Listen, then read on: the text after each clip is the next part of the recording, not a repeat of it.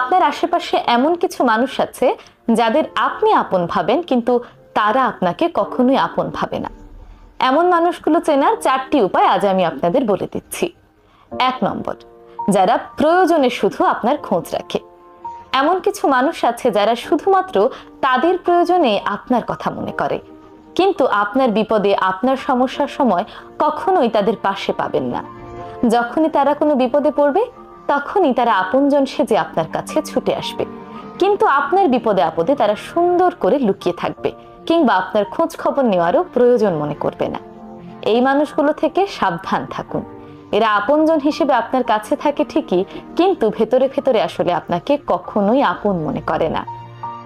2 নম্বর, যারা আপনার সাফল্যে ঈর্ষান্বিত হয়।